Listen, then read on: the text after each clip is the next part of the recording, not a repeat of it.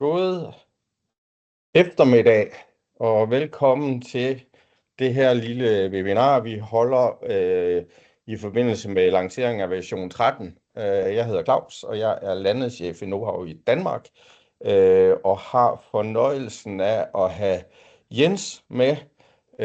Jens er en af vores MVP'er. Jeg går ud fra, at han vil fortælle lidt om, hvad han gør og laver. Ellers, I kender ham nogle af jer, men der har også været nogle nye folk på.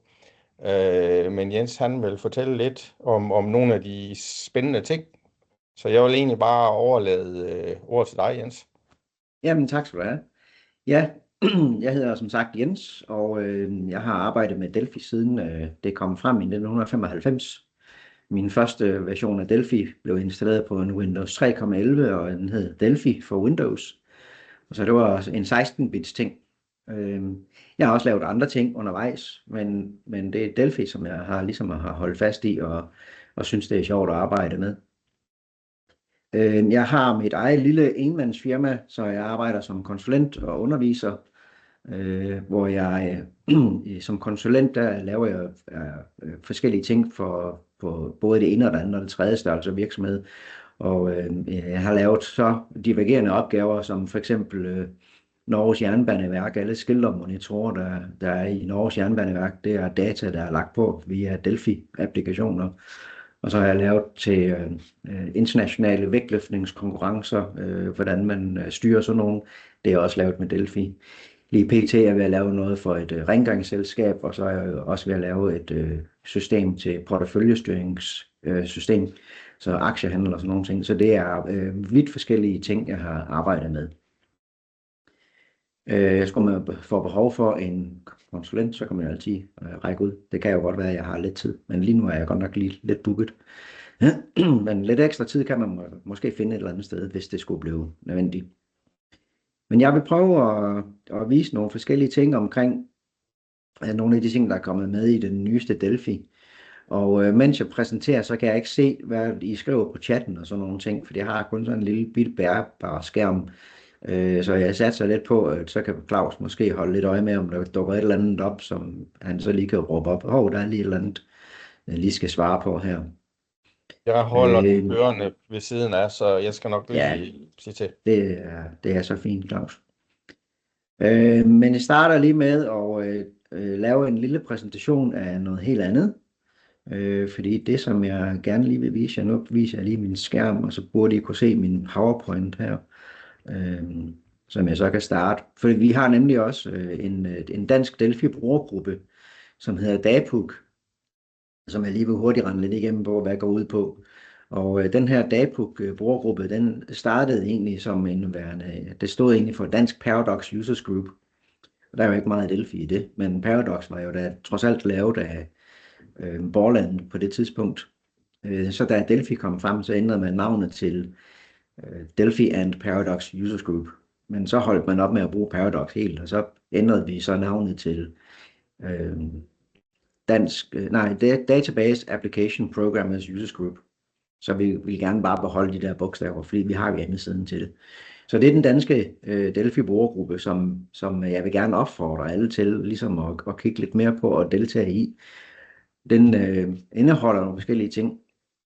Den er så primært for Delphi-udviklere, men vi har selvfølgelig også C++-udviklere med i gruppen, fordi meget af tingene er lidt af det samme. Selve værktøjet er jo det samme. Sprog, der er ganske vist noget andet, men selve værktøjet er jo det samme. Og vi har, som jeg har skrevet her, fokus på fællesskab, videndeling og kompetenceudvikling. Og når jeg siger, at jeg har skrevet det, så tog jeg lige den absolut letteste måde og sagde til ChatGPT, jeg skal lige have en PowerPoint-præsentation over DAPUG, og så gav jeg bare lidt prompt på, hvad DAPUG er for noget. Og det er det, hvad den spyttede ud. Så har vi i vores gruppe, der har vi sådan en åben mailingliste, vi har erfamøder, og så har vi en årlig workshop. Mailinglisten, det er, hvis du nu finder på et eller andet smart, så kan du dele de idéer, tips og erfaringer ud til mailingslisten, eller du kan stille spørgsmål, hvis der er noget, du vil løse ud i, hvordan pokker laver man det her. Alle mailsen, de bliver så videresendt til alle tilmeldte, og så er der nok en eller anden, der kan svare. Så det er sådan lidt i princippet eller Stack Overflow, men man får bare ikke nogen point for at svare på gode spørgsmål. Man får heller ikke brug for point til at gå svare på noget, eller stille spørgsmål eller noget. Så det går bare efter, hvis der er nogen, der vil hjælpe, så hjælper man. Det koster ikke noget at deltage i. Medlemskab er ikke påkrævet, så alle kan melde sig til, og man kan finde det hele på dapuk.dk. Så har vi erfamøder. Der har vi en 3-5 heldags møder med fysisk fremmøde. Og vi har simpelthen valgt med vilje, at det er med fysisk fremmøde, fordi der foregår utrolig meget under frokosten og pauserne, og vi finder på undervejs. Så vi kan ikke streame det. Det har vi valgt ikke at vil gøre. Vi har varierende emner og lokationer til de her møder, og det er gratis for én deltager per medlemskab. Medlemskab, det består af, en virksomhed kan være medlem og betaler så per lokation per virksomhed. Øvrige deltagere betaler for frokosten selv, og ikke medlemmer betaler også selv for frokosten. Så det er jo ikke fordi, der er nogle store penge i det her, men det er jo en non-profit gruppe. En gang om året, vi har tidligere haft 2, men nu har vi lavet dem til 1 gang om året, der har vi en 2-dages workshop, og det er kun for medlemmer. Prisen for at deltage, det svarer meget til hotellet plus alle måltider. Og det er så at sige typisk 6.000 kroner for sådan en workshop. Workshoppen dækker så også, at vi har en udenlandsk taler med, og det dækker så hans rejse og ophold. Tidligere har vi haft navne, som I måske kender, Stefan Glinke, Nick Hodges, Ray Knopka, Carrie Jensen og mange flere. Og næste gang vi har workshop, det bliver den 28. og 29. april næste år. Og der har jeg fået lavet en aftale med Olaf Monin, en tysker, som bor i Lapland i Sverige, som vil komme og underholde os i de par dage.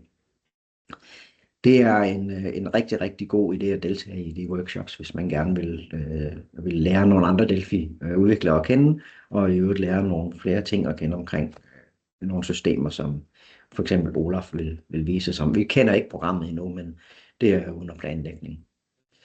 Medlemskabet, det koster 800 kroner per år per virksomhed per lokation, og så har man adgang til alle medlemsfordelene, og så har man desuden også 5% rabat, hvis man køber nye Delphi-licenser ved Knowhow. Jeg tror også, det gælder C++-licenser.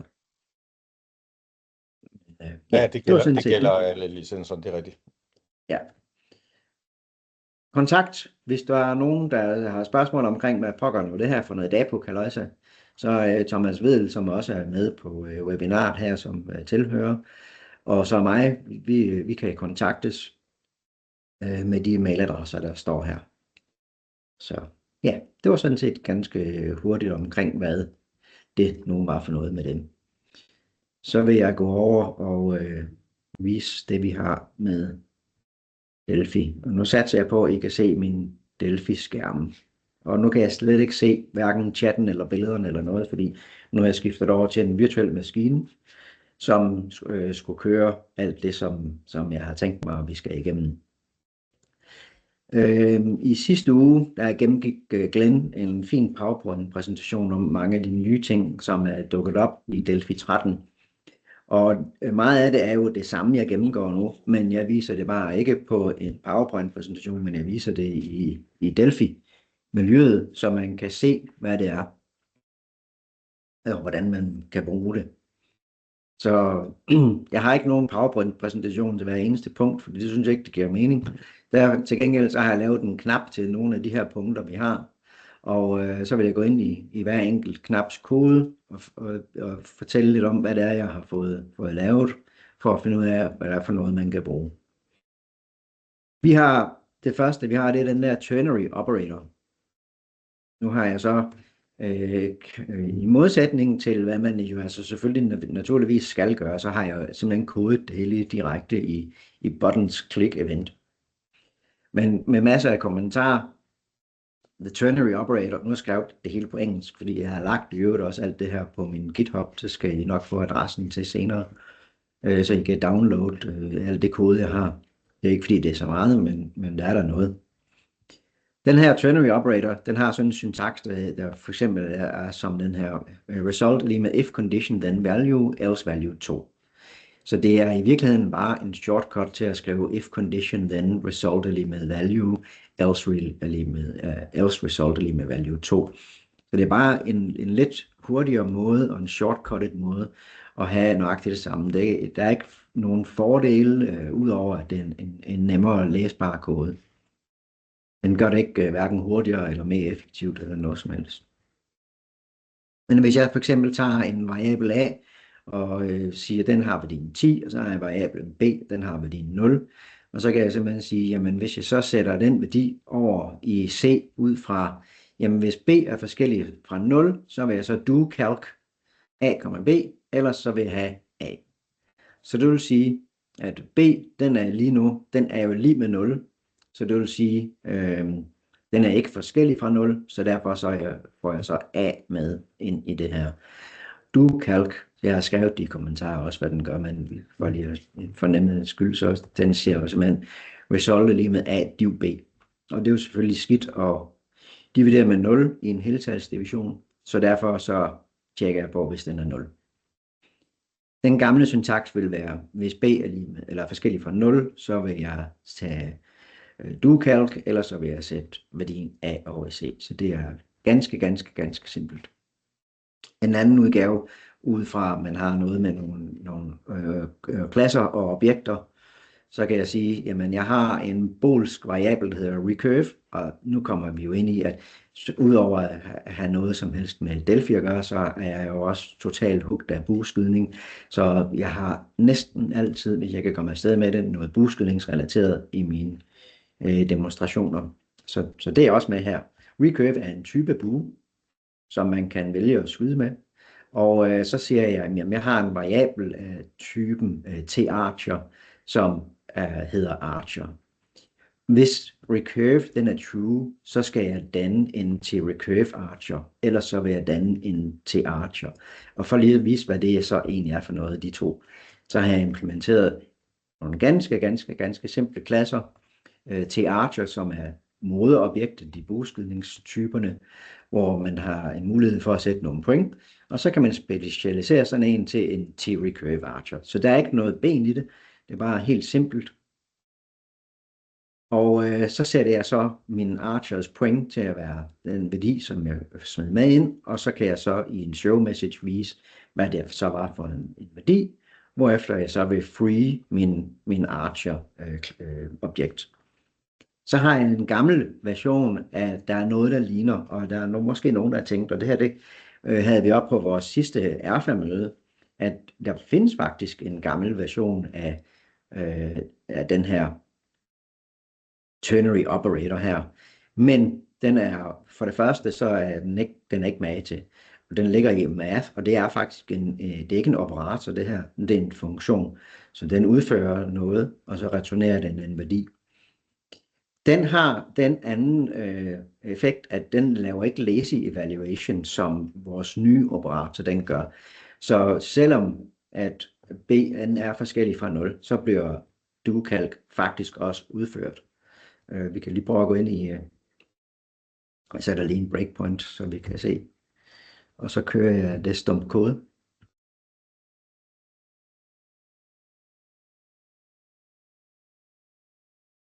Og her har vi min applikation. Jeg trykker på ternary operatoren. Så ved jeg kan jo nu se, at A den er jo værdien 10, og B den har værdien 0. Så nu må jeg jo ikke køre min do calc, så crashes skidtet jo. Og det sker jo så heller ikke. Jeg får 10 over i værdien her. Og den gamle version laver nøjagtigt det samme, så det er ikke fordi der skete noget farligt ved det. Så laver jeg mig en boolsk variabel recurve og sætter den til det der, og så kan jeg så køre, og så får jeg så min bueskytte, som nu er en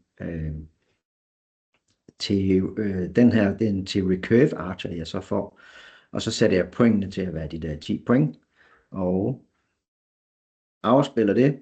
Nu trykker jeg F9 for at bare køre videre i systemet, og så får jeg nemlig en crash i, at jeg får en integer division by 0, og det er jo selvfølgelig kun i mit Delphi-miljø, jeg får det her crash.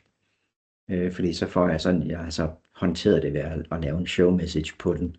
Fordi den kørte jo rent faktisk, min do calc her, så den blev kørt, selvom den ikke må. Så derfor så er den her syntaks, if then, den er ikke med til den nye if condition then noget andet. Det er en funktion, som har den sideeffekt, at den ikke er lazy evaluation. Ja, det var sådan set ternary operatoren, og jeg kan jo gå videre til den næste knap, jeg har bygget, name of. Og da jeg først hørte om name of metoden, så tænkte jeg, ej hvor fedt, nu kan jeg jo få vide navnet på mine objekter og sådan nogle ting med en helt simpel name of.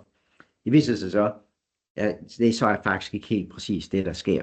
Der sker nogle andre ting i stedet for. Den oversætter ganske enkelt bare navnet på det, som man smider med ind. Så her kalder jeg for eksempel name of sender, så får jeg ganske enkelt bare strengen sender ud. Nu er jeg så for at demonstrere forskellen ved at sige, jamen jeg kan jo også til mine items adde sender as the component, og så dens navn, så det vil så være selve navnet, der kommer med. Så når jeg trykker på den her knap, det der sker, det er, at jeg har en listbox her med nogle værdier, som først bliver clearet, og så bliver den så udfyldt med noget. Så har jeg lige kommenteret noget ud, fordi det vil jeg vise senere, hvad det egentlig gør, men det giver en god demonstration af, at min namer of, den rent faktisk ikke bruger instansen af den variabel, som jeg har. Fordi hvis jeg laver mig en ny variabel, larcher, som er typen tarcher, så får jeg faktisk, fordi den ikke bliver brugt mere i det her kode, så får jeg en hint, at den her, den er deklareret, men den bliver aldrig brugt. Så hvis jeg trykker på Shift F12, Ctrl F12, Ctrl F9 er det, Shift F9, nu kan jeg kan lige huske, hvad det er for nogle shortcuts, jeg skal bruge. Nu har jeg en warning og en hint. Jeg vil lige gå til den der hint der. Og hinten, det er den her variabel larcher er deklareret, men aldrig brugt. Selvom jeg jo faktisk bruger den her, men det er så ikke instansen, jeg bruger. Så derfor så vil den så komme med den her hint. Det man så kan bruge, det er sådan noget som det her. Nu kan jeg så udover det lave en i integer, som får værdien 42, og en j integer, som får værdien 2. Og så kan jeg så smide det ind i min listbox med name of doCalc. Det er jo en eller anden metode. Kaldt med name of i, og kaldt med name of j, og så har jeg værdierne på dem. doCalc, den er jo den der, som jeg viste før. Jeg kalder den ikke rent faktisk, men det er jo også ligegyldigt, fordi den kører jo. Jeg skal nok lige vise de her med hints og det her bagefter. Hvis jeg så trykker på name of, så kan I se, at jeg får sender, og så får jeg button name of, og så får jeg min archer, og så får jeg min doCalc kaldt nu med i og j. Og det, man kan bruge den til, name of, det er til debugging. Det er faktisk det, den er beregnet til. Den er ikke beregnet til ret meget andet end det. Nu vil jeg så slå de her hints fra, så jeg ikke får den her. Men hvis jeg bare gør det, så får jeg jo så nu hints slået fra resten af uniten. Så derfor så har jeg så brugt den nye metode, jeg kommer ind i den lige om lidt, med push-opt og pop-opt. Så det betyder, at det er faktisk kun imellem de to områder, der og her, at hints er slået fra. Hvis jeg så trykker på Shift F9, så får jeg 0 hints og 1 warning. Og warningen, den ved jeg godt, den er der, og den skal vi nok komme tilbage til lige om lidt.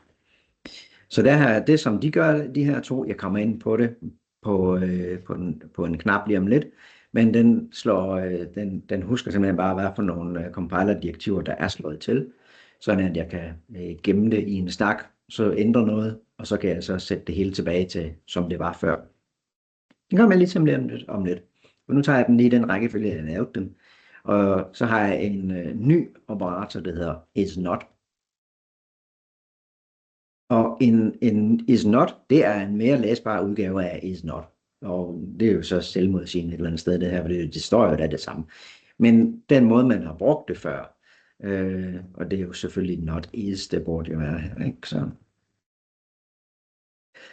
I før Delphi 13, der havde man sådan en if not sender is to edit i en parentes, så skal man gøre et eller andet.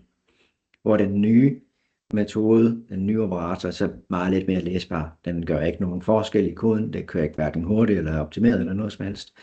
Men så kan jeg så også spørge på if sender is not til form. Og det giver en meget mere læsbar udgave af is not. Så is not, så sender, den er ikke inde til edit, og det er nok heller ikke inde til form. Så det er jo sådan, som det skal være. Og her har jeg brugt netop name off, fordi det kunne jo godt være, at jeg på et tidspunkt havde andre ting, som jeg tager med ind her. Så i stedet for at have hardkodet nogle navne, så er det smartest at bruge name off på det, fordi hvis jeg ændrer i navnet her, hvis jeg nu synes, at jeg vil i stedet for at have sender, så vil jeg have param. Shift. Ja, den er ikke altid, jeg kan finde dem der. Det er lige meget. Så nu ændrer jeg mit sendernavn til param, hvilket jo kunne være lige så godt i virkeligheden. Men så vil jeg jo så med det samme opdage, men det kan jeg jo ikke, fordi jeg har jo brugt det navn til noget. Så derfor så skal jeg ændre alle steder. Param her, ikke? Så I forstår godt ideen i, at man ikke så ved et uheld kommer til at sende det forkerte meddelelse ud. Nu bruger jeg den her dobbeltstregs ting her til at få ændret den her, så det slår igennem på dem alle sammen. Sådan er det. Yes. Godt. Så har jeg en not in. Det er principielt det samme. Men der har vi sådan en operator, så er en mere læsbar version. Hvis jeg siger, at jeg har en variabel, som hedder point, som er typen integer, og den giver værdien 9. Jamen, før Delphi 13, så vil jeg spørge, if not point in et eller andet liste. Så det vil sige, det her det er jo den positive, som jeg så skal notte for at kunne finde ud af, om det er den negative, eller den negerede værdi. Så vil jeg så show message name of point has an invalid value for 3D archery. Det er også noget bueskydningshalløjse, som I skal selvfølgelig følge så meget med i som overhovedet muligt. Og hvis jeg så senere sætter point lige med 11, og så bruger jeg så Delphi 13-syntaksen til at finde ud af det, så er det meget, meget mere læsbar. If point not in fra 0 til 10, så har jeg en eller anden ugyldig værdi for skiveskydning. Så jeg kører lige det, så jeg kan se, at det rent faktisk virker. Så point har en invalid værdi 9 for 3D-skydning, og værdien 11 er invalid for skiveskydning. Nu kommer vi så til den her push-opt, som jeg snakkede om. Og den nye push-opt, den vil pushe alle ens compiler settings til en stack, bare for at man så bagefter så kan restore dem ret nemt. Det har efter det, jeg har kunnet finde ud af 2 fordele. Den ene er, de kan være, at de der settings, de er sat mange forskellige steder, og jeg ved faktisk ikke, hvordan de er, imens jeg sidder og koder det. Så for eksempel nu har jeg så brugt $RI og $Q, $R minus og $Q minus, som slukker for range checks og overflow checks. Det kunne være, at de allerede var slukket for et eller andet sted i mit system. Og hvis jeg så her efter kaldet her, så slå dem til igen, så vil det jo måske potentielt være forkert, fordi de skal være slået fra i et eller andet omfang, på grund af, hvor jeg nu er henne i systemet. Og det den gør, ja, de tjekker jo for overflow og range checking, som er helt standard i Delphi. Hvis jeg har en byte, som jeg sætter til værdien 255, så kan jeg så inkrementere den her værdi. Hvis der er sådan, at jeg ikke havde slukket for dem her, så vil jeg få et crash her, som jeg viser hernede. Nu der sker der det, at den wrapper, sådan at når jeg så incrementer C, som jo er en byte med værdien 255, så vil den nu have værdien 0. Og så kan jeg så tilføje den værdi til min listbox values. Hele det starter jeg med at pushe alle mine compiler switches til den her stack. Så ændrer jeg det jeg gerne vil, og så popper jeg det tilbage igen, sådan at jeg får præcis det, som det var før, uanset hvad det var.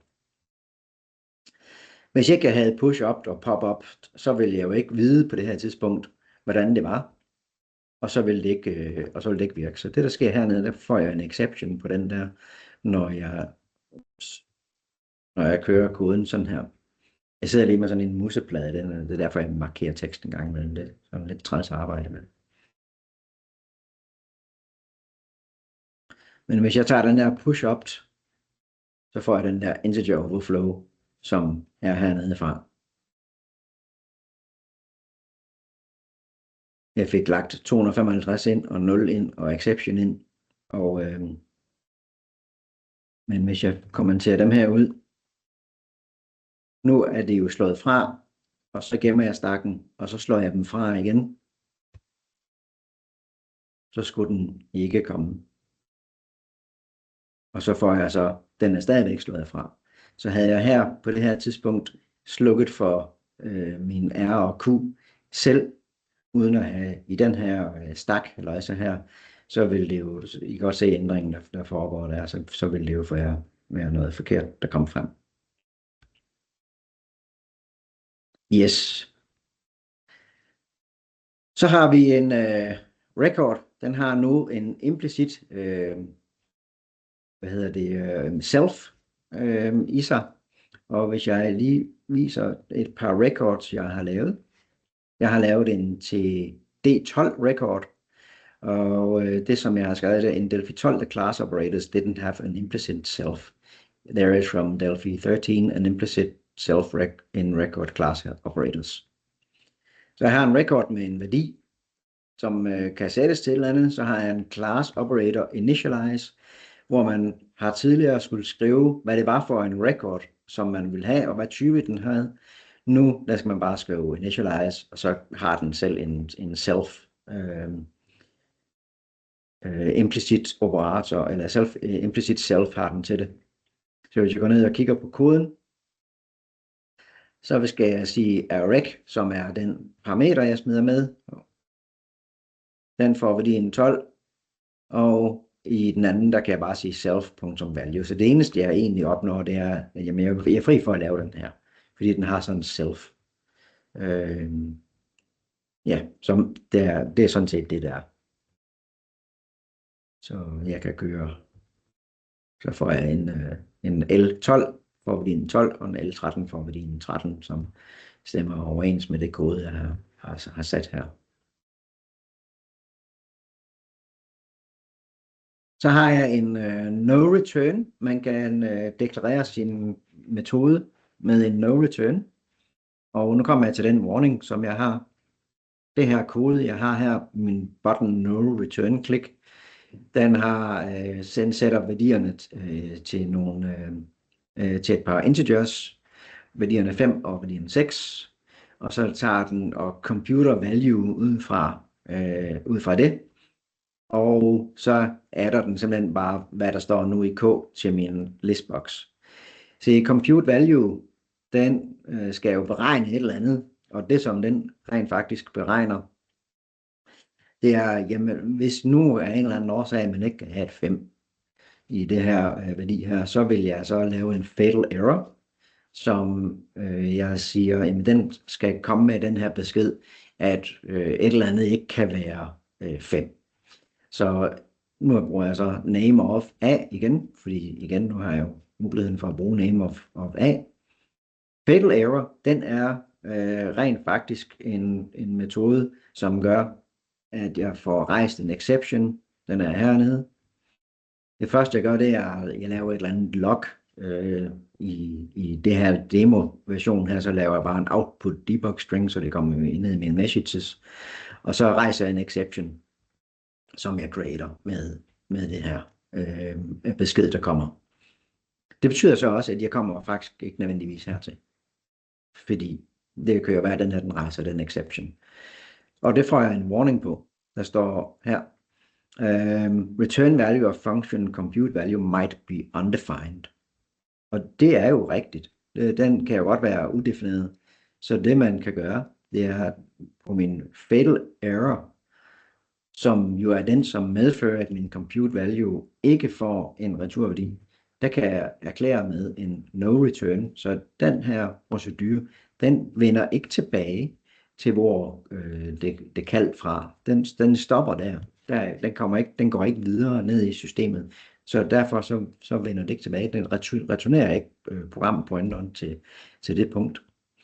Og hvis jeg trykker på Shift F9, så skulle jeg gerne få nu 0 warnings og 0 hints. Og selvfølgelig også 0 errors. Og jeg har lidt den holdning, at dem af jer, der har nogle tal ud over 0 i de her 3 bokse her, I burde piskes med et stykke vådt franskbrød, indtil I får det fikset. Nu kan jeg køre programmet igen. Nu får jeg ikke den her error. No return. Jeg får stadigvæk min exception selvfølgelig. Først igennem Delphi IDE'en, og så bagefter det, som kommer ud til brugeren. Ja. Så har vi den her title bar panel, som har været med i nogle versioner af Delphi, hvor man kan lægge en title bar panel på sin form. Og når man har sat en title bar panel på sin form, så kan man have for eksempel edit boxes eller buttons eller nogle forskellige andre ting med i sin title bar panel. Det bliver meget moderne, at man har alverdens ting og sager liggende i title baren. I kan se i Delphi IDE'en her har vi et søgefelt til at søge et eller andet, og så har vi den, der kan skifte layout, og så har vi nogle forskellige ting til dark mode og save desktop osv. Så man udvider simpelthen, man udnytter pladsen i titlebaren til at kunne få nogle ekstra ting på. Det er sådan, at når man har sådan en titlebar i de tidligere versioner før Delphi, hvis man så samtidig lader styles på, og det gør man ind i Project Options, hvor man har Appearance. Her har jeg så valgt alle de her Embarcadero High DPI Optimized Styles og tilføjet til mit projekt. Så jeg har sagt, at jeg vil kunne switche mellem alle de her styles her. Og så har jeg en eller anden default style, som er bare til demo-version. Og de styles, de fulgte ikke med i Delphi 12. Men det gør de altså nu i Delphi 13. Så hvis jeg afspiller mit program igen, og nu har jeg de her edit boxes og buttons her, som ligner de edit buttons, jeg har nede i selve formen med style, og jeg kan skifte style til Windows 10 Green for eksempel, og så følger det med, så det ligner stadigvæk det, som det skal. Da jeg sad og lavede det her, så opdagede jeg, at der er faktisk stadigvæk en lille bitte ting bug i det her system, og det er ikke noget, man ikke kan komme ud af, fordi når jeg lægger stylesene og så lægger den her title bar på, så er en eller anden årsag, så i visible styles, style elements, så bliver de her alle sammen sat 0, eller sat til false. Så det betød, mens jeg sad og lavede det her, og jeg synes, det var da noget underligt noget, men sådan er det lavet. Så skete det sådan der, så selve formen ikke blev styled. Så det skal man lige være ops på, at hvis man lægger sådan en title bar panel ned på sin form, og vil have styled på, så slukker den altså lige temporært fra dem her. Så man så kan slå til igen, hvis man synes, man vil det. Så nu har jeg de her forskellige muligheder.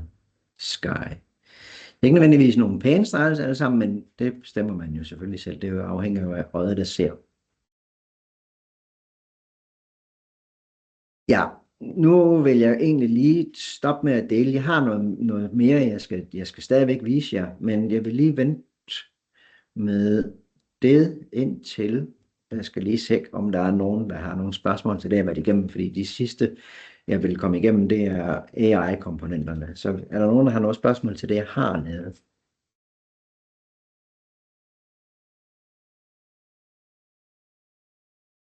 Nej, det ser ikke ud til det. Det er fint. Ja, men så fortsætter jeg bare ufortrødent og deler min skærm igen.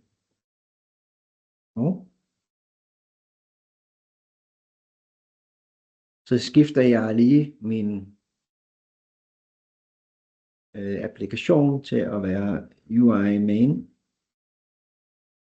Og min UI main, der har jeg lavet en form, hvor jeg kan nu bruge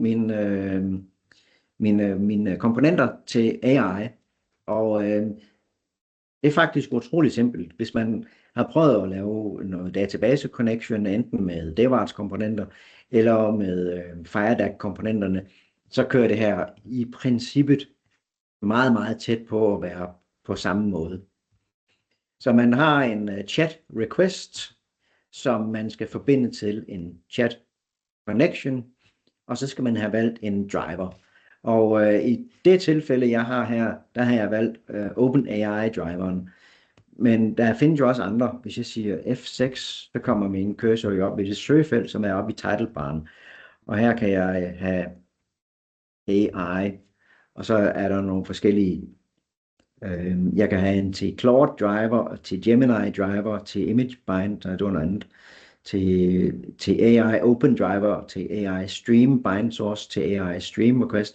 Så jeg har valgt i det her tilfælde at bruge Open AI, som er den, som ChatGPT bruger. Og jeg har kun lavet den ene, og det er fordi, der er abonnement på OpenAI, som jeg så kan vise i det her. Den måde, man sætter det op på, der dobbeltklikker man på den her, fuldstændig ligesom man gør i FireDAC. Her kan man så sige, jamen jeg har en eller anden base URL, og den skal til OpenAI være det her API. For at kunne bruge det her, der har jeg så været inde på min konto på OpenAI og sagt, at jeg vil gerne generere en API-nøgle til det her. Den skal jeg indtaste i det her felt her. Det har jeg selvfølgelig ikke gjort, fordi så kan I jo se, hvad min nøgle den er. Det er jo ikke det, der var meningen. Så den udfylder jeg på runtime. Og så kan man vælge nogle forskellige ting i de her kasser her. Så jeg canceler lige den der. Og så har jeg noget kode, hvor jeg siger, at jeg har min OpenAI driver.parms.values API key. Det er den der nøgle. Den skal hente fra get API key, som er en funktion, jeg har lavet, som returnerer den nøgle. Og det er klart, at den funktion, jeg har lavet, som returnerer nøglen, den vil ikke lige vise jer. Den returnerer bare en string. Men der skal I jo bare putte jeres egen nøgle ind i stedet for. Og så tager man sin AI chat request og siger chat, og så putter man det ind, som der står i en eller anden tekst. I det her tilfælde i den her memo-boks her, og så skal jeg have svaret ud i den her memo-boks her. Så det er egentlig ganske simpelt, hvordan det er bygget op. Jeg trykker på play. Og så kan jeg her så skrive med klare bogstaver, what is the maximum velocity of a swallow unladen. Altså en svale, der ikke bærer på noget. Hvad er dens maksimale hastighed? Og nogle af jer kan måske godt huske, hvor det her kommer fra. Men når jeg spørger om det, så går det lige lidt tid, og så er den ude at spørge ChatGPT eller OpenAI omkring det her, så står den og tænker lidt, og så får jeg så her, the question about the maximum velocity of an unladen swallow is famously referenced in the comedy film Monty Python and the Holy Grail. Og så er der noget med noget mere videnskab, men det er selvfølgelig den her Holy Grail halløjsa, fordi det som er det rigtige svar, hvad man skal kalde det, det er, mener du en afrikansk eller en europæisk svale, fordi det er jo, og så kommer det fra den her film her. Ganske underholdende. Men her har jeg simpelthen nu indbygget i min Delphi-applikation en mulighed for brugeren, og simpelthen sidde og stille spørgsmål, og den kan jo selvfølgelig også, hvis man har fået den med sin indgang til databasen, så kan du også få den til at begynde at lave nogle ting til det. Det kræver, at du har en konto hos den udbyder, som du nu har valgt at bruge, Gemini, Claude, OpenAI, eller hvad du nu vælger, og så bruger det. Jeg kan også spørge, what is the ultimate number? Og så står den jo også og tykker lidt på det. Så det er ganske underholdende, at man kan sidde og få gjort det her. Så får jeg så nu her, ja, altså the ultimate number, det er jo så mange forskellige ting. Men det rigtige svar burde jo her være in popular culture of philosophy. Er det så 42, der er det rigtige ultimative nummer. Men det er ganske enkelt, hvordan man laver AI indbygget i sine Delphi-applikationer. Det er ikke AI i Delphi-applikationen, altså i Delphi selv, men hvordan man selv bygger de her komponenter ind i systemet. Ja, det var sådan set det, jeg havde. Så blev vi sådan lige 5 minutter for tidligt færdige. Vi skulle have vist noget i 3 kvarter, så med noget spørgsmål bagefter. Men det går vel det hele. Nu kan jeg så lige... Det går fint. Jeg kan se Martin, han er ved at skrive noget i øvrigt. Ja.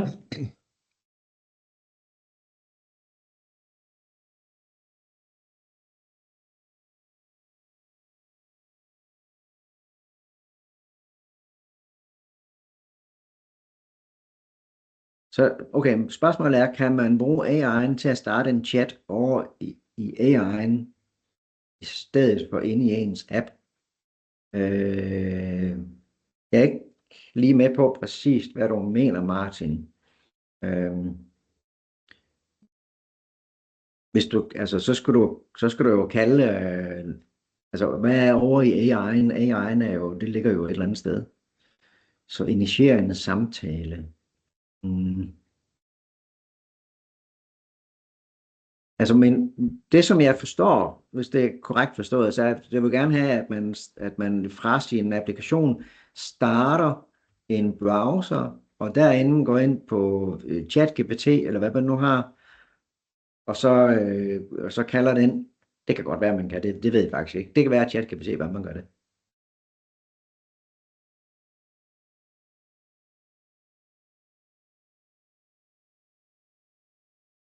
Og så kommer Thomas Lassen og siger, at jeg kan varmt anbefale, at man kommer på Dagbook mailinglisten. Man får altid svar, og folk er generelt ret villige til at hjælpe med store som små spørgsmål. Og det er også rigtigt. Når ChatGPT ved ikke, hvordan man gør det der. Nej, men jeg ved heller ikke, om man kan. Jeg ved ikke, hvorfor man vil bruge det, men det har du nok en god grund til, Martin. Men det har jeg simpelthen ikke prøvet. Jeg har bare kun prøvet at sætte det ind i, at jeg stiller et spørgsmål, og så får jeg et svar. Men jeg kunne forestille mig, at man godt kunne kalde en browser med en eller anden URL, og som så starter et eller andet. Det kunne jeg da godt forestille mig, at man godt kunne. Men om man så skal bruge ChatGPT til det ved jeg ikke.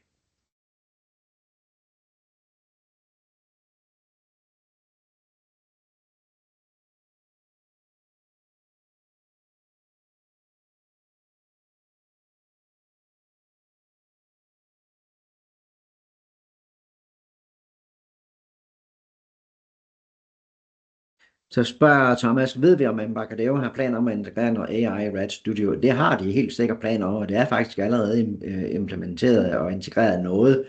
Hvor godt det er og ikke er, det vil jeg ikke umiddelbart lige kommentere ret meget på, men jeg ved, at de er på vej med at gøre det bedre og bedre. Det findes i allerede. Men altså jeg har ikke brugt det, fordi sidst jeg prøvede det, der var det ikke specielt godt. Nu skal jeg lige prøve at se, om jeg kan komme tilbage til at dele. Ja. Hvis jeg deler tilbage til den her, den der. Hvis jeg nu går over i koden her, og højre klikker, så er der sådan noget, der hedder Smart Code Insight, hvor man kan bruge noget chat. Så skal jeg have indstillet det og sådan nogle ting. Det har jeg så ikke gjort. Men det er med, altså, altså nu. Men jeg har ikke prøvet, hvordan det er.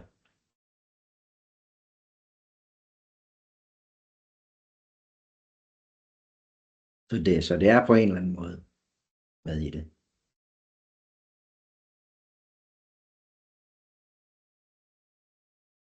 Om det er i beta eller i alfa-testen, nej, det er med i RAD Studio nu.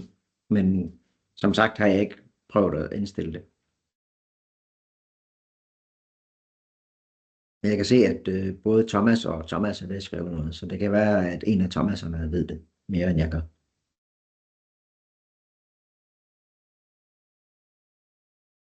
Men Thomas Lassen har fuldstændig ret. Dagbooks mailinglisten, den er faktisk rigtig, rigtig god. Og jeg har endnu ikke set nogen blive shamed over at stille simple spørgsmål. Det ved jeg, man bliver, hvis man stiller et spørgsmål på Stack Overflow. Øh, Simple spørgsmål, det er jo fordi, grunden til, at man stiller spørgsmål, det er jo nok, fordi man ikke lige kender svaret.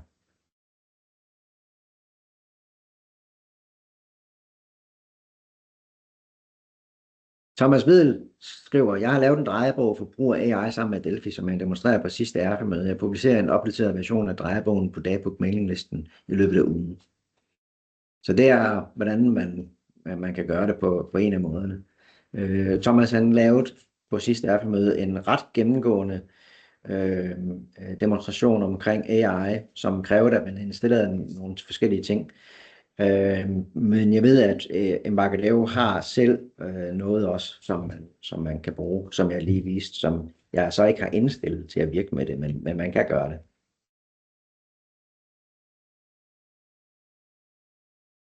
Ja.